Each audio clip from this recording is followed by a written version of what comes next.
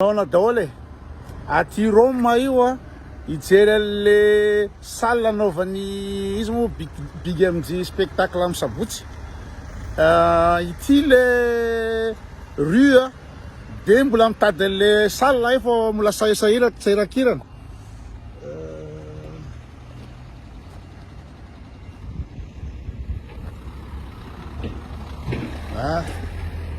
Italiana ny plaque eto a.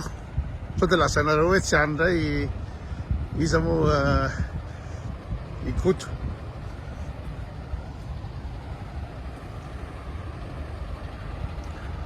Ity le rue anaovan'ny big MJ spectacle amin'ny sabotsy.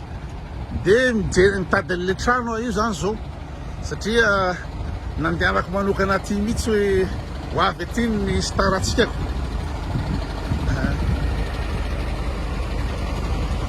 Sao de ako raha ngamba tabataba be koa ty satria inona moa zany bakarta.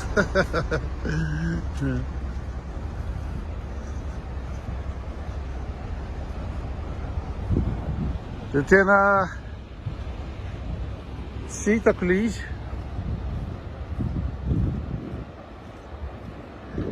Ty zany ny ambovalana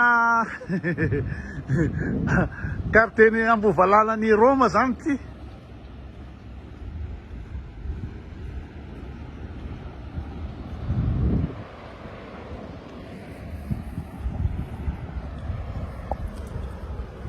Ho anareo organisateur ino moa zany atao mazava tsara le toerana fa tsy hitako le salle anaovan'ny big MJ spectacle zany hatretra hoe salle ngeda be ohatran'ny ina moa zany new morning regny na tsy haiko.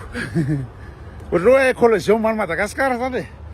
Fa zao le hitako aty amin'ny quartier ty de mba omeo ina moa zany précision kely ary zareo le organisateur any aty Italie na atsoy ny findaiko fa tsy hitako le toerana anaovan'ny big MJ spectacle.